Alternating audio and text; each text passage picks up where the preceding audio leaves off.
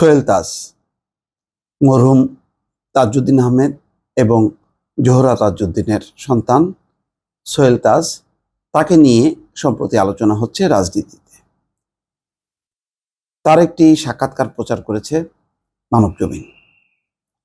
সেখানে কিছু কিছু কথা, কিছু কিছু বক্তব্য খুবই উল্লেখযোগ্য এবং এটি বিশ্লেষণ করার অপেক্ষা রাখে। পদ ছাড়াই শেখ হাসিনা পরিবারের লোকজন 90% মন্ত্রণালয় নিয়ন্ত্রণ করতেন, কোনো পদ পদবিতে নেই। কিন্তু মনে করেন শেখ সেলিম, শেখ হেলাল, শেখ জুয়েল, তারা 90% মন্ত্রণালয় নিয়ন্ত্রণ করতেন। দর্শক বুঝতে পারছেন, শেখ হাসিনা প্রধানমন্ত্রী ছিলেন, তার মামতো ভাই, চাচতো ভাই, খালতো ভাই অনেকেই তারা কোনো পদ পদবিতে ছিলেন না। পদ পদবি না থাকলেও কোনো সমস্যা নেই, মোটামুটি তারাই মন্ত্রণালয় চালাতেন।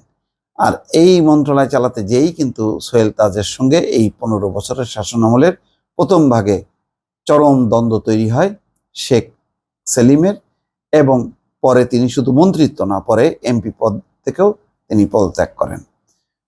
সবই জানেন শেখ হাসিনা, কিন্তু কিছুই করেননি। কেননা এই সমস্ত অন্যায়, অনিয়ম, স্বজনপ্রীতি, একেবারে কি বলবো, যে যত রকম দুষ্কর্ম নিজে করেছেন, তার কাছের লোকজন করেছেন, পরিবারের লোকজন করেছেন, সবকিছু তিনি হজম করেছেন। সোহেল তাজ একটি দুর্নীতির অভিযোগও নেই তার বিরুদ্ধে, এবং উচ্ছ্বসিত ছিলেন তিনি এই স্বরাষ্ট্র প্রতিমন্ত্রীর দায়িত্বটি পাওয়ার পর। তিনি বলেছিলেন এখানে কোনো ঘুষ বাণিজ্য হবে না, এবং কোনো রকম বদলিতে তদবির হবে না। কিন্তু খুব দ্রুতই তার সেই স্বপ্ন ফিকে হয়ে যায়। তারই একটি বর্ণনা দিয়েছে। এখানে বলা হচ্ছে যে তানজিম আহমেদ সোহেল তাজ, তিনি মন্ত্রিসভা থেকে পদত্যাগ করেছিলেন। ঠিক কি কারণে, কারোর কি জানা আছে? অথচ গাজীপুর কাপাসিয়া থেকে 2001 সালে নির্বাচন করে আওয়ামী লীগের ভরাডুবির মধ্যেও 58 আসনের একটি ছিল তার।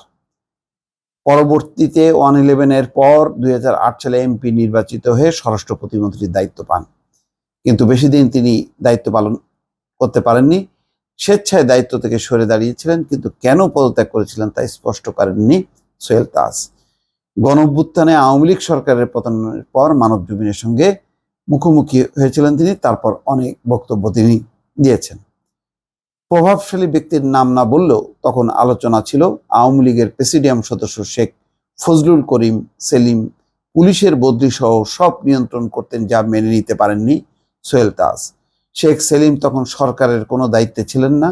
মানবজমিনকে দেয়া সাক্ষাৎকারে সোহেল তাজ এমন ইঙ্গিতই দিয়েছেন। তার ভাষায় সরকারের 90% মন্ত্রণালয় নিয়ন্ত্রিত হতো শেখ হাসিনার লোকদের দ্বারা। মন্ত্রণালয়গুলো চলতো ম্যাজিক্যালি। সোহেল তাজ বলেন, 15 বছর পর আওয়ামী লীগ সরকারের এখন যে পরিস্থিতি হয়েছে, মন্ত্রণালয়ের দায়িত্ব ছেড়ে দেওয়ার সময় তা আঁচ করতে পেরেছিলাম। সোহেল তাজ জানান, তিনি স্বরাষ্ট্র প্রতিমন্ত্রী, অথচ তার নির্দেশ পালন করতেন না সচিবরা। তাদেরকে বলা হয়েছিল সোহেল তাজের কথা না শোনার জন্য। তার অজান্তেই এসপি বদলি হয়ে যেত। পরে তিনি বাধ্য হয়েই পদত্যাগ করেন। তার পদত্যাগের পর দৃশ্যপট অন্যদিকে যায়। তাকে জীবন মরণ লড়াই করতে হয়, বিভিন্নভাবে তাকে নির্যাতন করা হয়, তার ভাগ্নেকে পর্যন্ত গুম করা হয়। 2009 সালে জানুয়ারি মাসে দায়িত্ব পেয়ে ওই বছরের মে মাসে মন্ত্রিসভা থেকে পদত্যাগ করেন। 2012 সালে 23শে এপ্রিল তিনি এমপি পদ থেকেও পদত্যাগ করেন। ওই সময় তার পদত্যাগপত্র গ্রহণ করা হয়নি। 7 জুলাই তিনি আবার পদত্যাগপত্র দিলে সেটি গ্রহণ করা হয়। সোহেল তাজ বলেন, 2008 সালের নির্বাচনে বিজয়ী হয়ে স্বরাষ্ট্র প্রতিমন্ত্রীর দায়িত্ব পাই। আমি খুবই উচ্ছ্বসিত ছিলাম স্বরাষ্ট্র মন্ত্রণালয়ের দায়িত্ব পেয়ে। আমার ইচ্ছা ছিল দেশটাকে একটি সুন্দর, প্রগতিশীল, উন্নত বাংলাদেশ হিসেবে গড়ে তুলব। তার মানে আমি এটাও জানি আমাকে কি করতে হবে, সিস্টেমেটিক চেঞ্জ করতে হবে। সিস্টেমেটিক চেঞ্জ করতে চেয়েছিলাম আমাদের গণতান্ত্রিক প্রতিষ্ঠানগুলোকে, বিচার বিভাগ, প্রশাসন, আইন শৃঙ্খলা রক্ষাকারী বাহিনীকে রাজনীতি ও দলীয়করণ মুক্ত করতে হবে, যাতে এই প্রতিষ্ঠানগুলো রাষ্ট্র জনগণের জন্য কাজ করে। আওয়ামী লীগ এরকমই একটা ইশতেহার দিয়েছিল, যেটি আমাকে সাংঘাতিকভাবে উৎসাহিত করে। আরেকটি উল্লেখযোগ্য বিষয় ছিল নির্বাচন কমিশন। একদম একটা স্বাধীন নির্বাচন কমিশন হবে, যেখানে কোনো ভোট কারচুপি হবে না। আপনার ভোট আমার ভোট সদিচ্ছায় দিতে পারবো, এমন একটা বাংলাদেশ হবে। যাই হোক, অনেক কথা তিনি তার ক্ষোভে বলেছেন। তিনি আরো বলছেন যে সাবেক এই স্বরাষ্ট্র প্রতিমন্ত্রী সোহেল তাজ বলছেন, আমি প্রতিমন্ত্রীর দায়িত্ব নেওয়ার পর একটা মিটিং ডেকেছিলাম, আইজিপি, এসবি প্রধান, র্যাব প্রধান, ডিবি প্রধান এবং সকল সংস্থার প্রধানরা উপস্থিত ছিলেন। আমি তাদেরকে স্পষ্ট করে বলেছিলাম, বদলি, নিয়োগ বাণিজ্য এখন থেকে বন্ধ, এখানে কোনো ব্যবসা চলবে না, আমি যতদিন থাকবো ততদিন এটা অ্যালাউ করব না। এটা শুধু পুলিশের মধ্যে না, এই লিঙ্কেজটা অনেক উপরের দিকে যায়, এখানে অনেক অদৃশ্য শক্তি আছে যারা এটাকে নিয়ন্ত্রণ করে।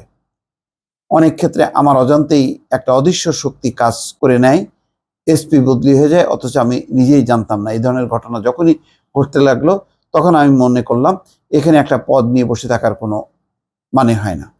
যাই হোক, এখানে তিনি বলছেন যে 90% মন্ত্রী জানেন না তাদের মন্ত্রণালয় কিভাবে চলছে। তার মানে শেখ হাসিনা তার পরিবারের যেই সদস্যরা, তারাই ছিলেন আসলে গডফাদার।